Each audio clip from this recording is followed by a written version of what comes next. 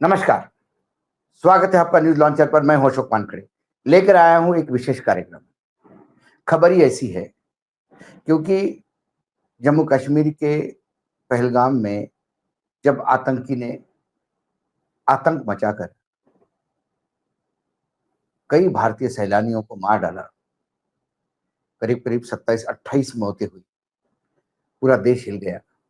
पुलवामा के बाद शायद ये पहली आतंकी घटना थी जिसमें इतने तादाद में लोग हताहत हुए।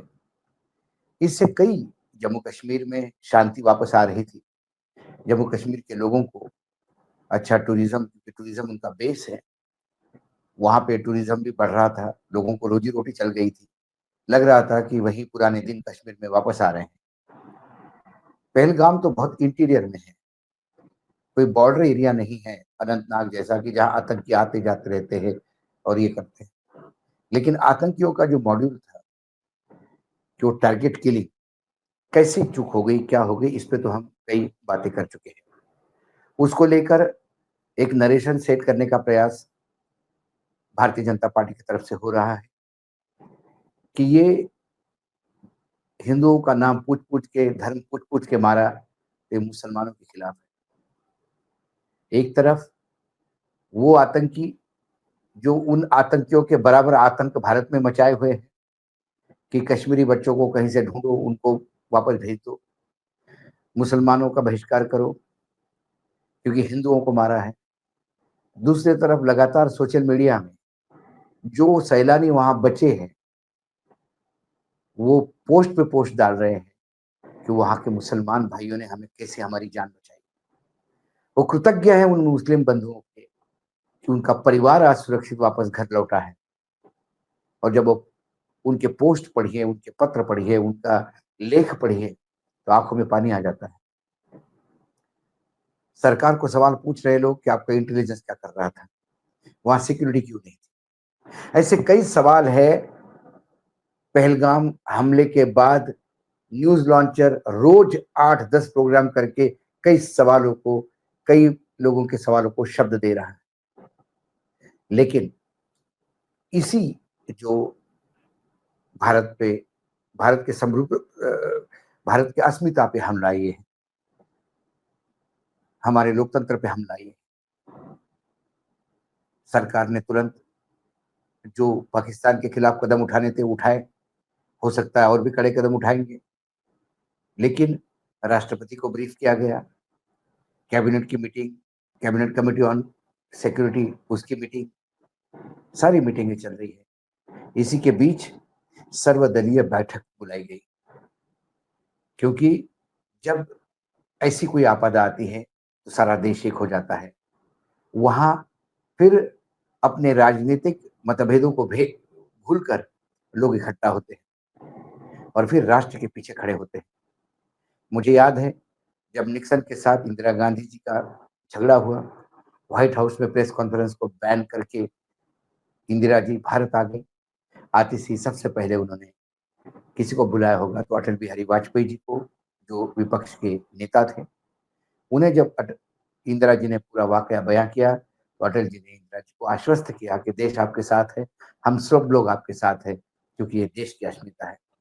तब अटल जी ने नेहरू जी और शास्त्री जी और आजादी की पूर्व की बात नहीं की।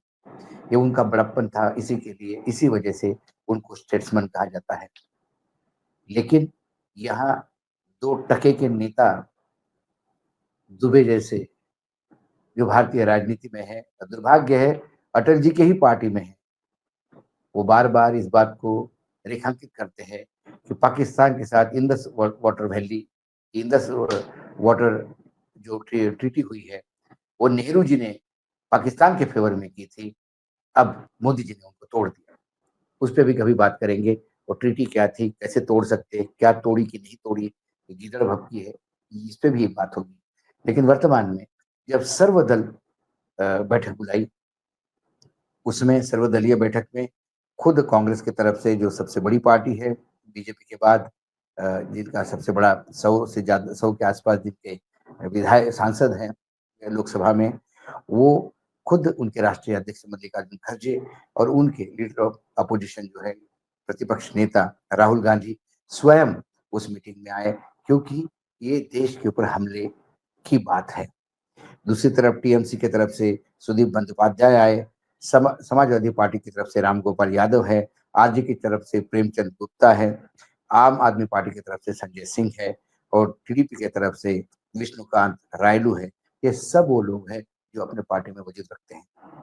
लेकिन एक बात जो यहाँ पे मेंशन करने लायक है वो ये कि केंद्र की तरफ से रक्षा मंत्री राजनाथ सिंह, गृह मंत्री अमित सिंह और विदेश मंत्री जयशंकर है, और जिस इंसान को वाकई इस मीटिंग में होना चाहिए था, नरेंद्र मोदी जी प्रधानमंत्री, वो नहीं है। क्या कारण है प्रधानमंत्री नहीं? क्या पहलगाम हमले से भी कोई बड़ा काम उनके पास है जिसकी व्यस्तता के कारण वो नहीं आ पाए? हो सकता है कि कोई इससे भी बड़ा महत्वपूर्ण काम हो। जब हमला हुआ तब वो विदेश थे, अपनी विदेश यात्रा छोड़ के बीच में आ गए। बहुत अच्छा लगा कि प्रधानमंत्री को इतनी अस्वस्थता हो गई कि उन्होंने विदेश यात्रा छोड़ के तुरंत भारत आए, क्योंकि ये देश की अस्मिता का सवाल था, संप्रभुता का सवाल था। लेकिन जब पूरा एक्शन का असेसमेंट लिया गया, बाकी चीज़ों की व्यवस्था की गई, पाकिस्तान के खिलाफ कदम उठाने की बात हुई, उसके बाद वो अपने बिहार के रैली में चले गए। उस वक़्त भी चलो ठीक है, एक नेता होने के नाते वो भी उनके लिए ज़रूरी है। वो क्या बोला उस पे हम पहले ही कर चुके हैं।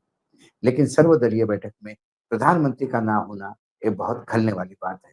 एक तो उनकी अति व्यवस्था हो सकती व्यस्तता हो सकती है, लेकिन ऐसी कौन-सी व्यस्तता है जो देश की अस्मिता और देश पे जब हमले जैसी बात हो और खासकर पाकिस्तान की तरफ से आया हो, पाकिस्तान के खिलाफ इतने कड़े आपने कदम उठाए हो, उसके बाद विपक्ष के इस मीटिंग की सदारत यदि वो करते तो लगता कि नहीं, वो वाक़ई बहुत सीरियस है।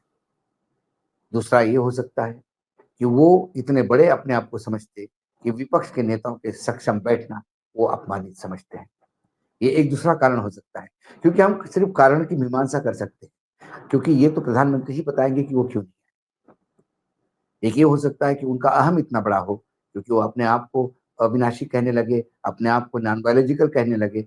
भगवान का रूप जब आदमी धारण कर लेता है तो फिर सारे तुच्छ लगने लगते हैं। तो ये सर्वदलीय समिति ने जो मीटिंग बुलाई, क्या ये मात्र एक फॉर्मेलिटी है कि बस आप आइए, बात करिए, हम आपको ब्रीफ करेंगे, बात खत्म होगी? एक प्रधानमंत्री वो जो एयरपोर्ट से उतरते से ही विपक्ष के नेता को बुलाए, और एक प्रधानमंत्री ये जो बुलाई हुई मीटिंग में भी खुद नहीं जाते। इतना अहम किस बात का? अहम क्या देश के जनता के ऊपर है? क्या अहम संविधान के ऊपर है? क्या देश की अस्मिता के ऊपर है? क्या किसी एक आदमी का अहम देश की समृद्धता के ऊपर होता है क्या? ये सवाल है। कई सवाल ऐसे उठते हैं। ऐसा क्या मोदी जी को लगता है कि वो राहुल गांधी खड़गे के साथ बैठने से उनकी इमेज गिरेगी? क्या उनको लगता है कि वर्तमान में विपक्ष इस लायक भी नहीं कि उनके साथ बातचीत की जाएगी? जबकि विपक्ष के सारे नेताओं ने सरकार का समर्थन किया। विपक्ष के नेताओं ने किसी में भी इसमें राजनीति ढूंढने का प्रयास नहीं किया। ये बात अलग है कि बीजेपी समर्थित लोग लगातार कश्मीरी विद्यार्थियों को मारने की बात करते हैं। जिन कश्मीरियों ने अपने जान पे खेल के पर्यटकों को बचाया, उसको ये सिला देने की बात करते हैं। उनके खिलाफ एक्शन होगा नहीं, क्योंकि वो इन्हीं के पाले हुए, सत्ता पक्ष के पाले हुए वो लोग हैं जिनकी बीच में उपयोगिता इनके लिए सिद्ध होती रहती है। तीसरा कारण ये हो सकता है कि प्रधानमंत्री के पास कोई सवाल के जवाब नहीं है। प्रधानमंत्री को यदि वो पूछे कोई कि साहब इतना सिक्योरिटी लैप्स कैसा हो गया, वो बताने की स्थिति में नहीं है।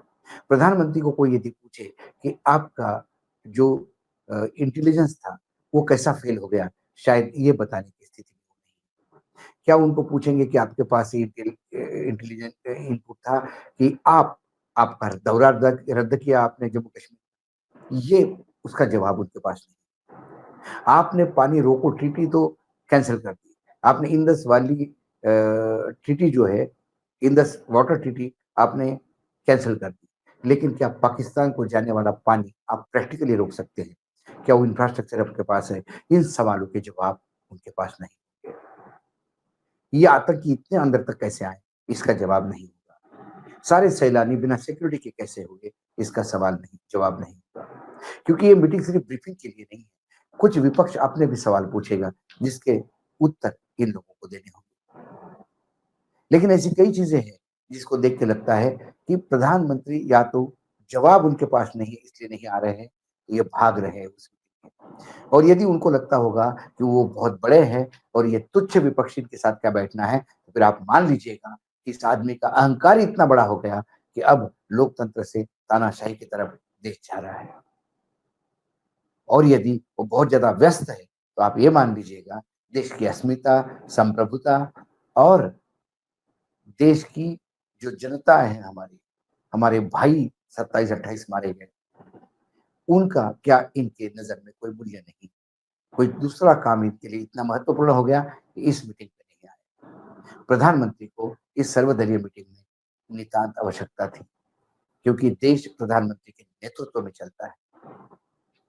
देश भले ही अमित शाह चला रहे होंगे, लेकिन नाम तो नरेंद्र मोदी जी का है। उनका इस मीटिंग में ना आना कहीं ना कहीं नॉन सीरियसनेस दिखाता है, कहीं ना कहीं उनका पलायनवाद दिखाता है, कहीं ना कहीं उनका अहंकारी होना दिखाता है। आज इस विशेष कार्यक्रम में इतना ही। कल फिर आता हूँ किसी विषय के साथ। तब तक के लिए नमस्कार। देखते रहिएगा न्यूज लॉन्च।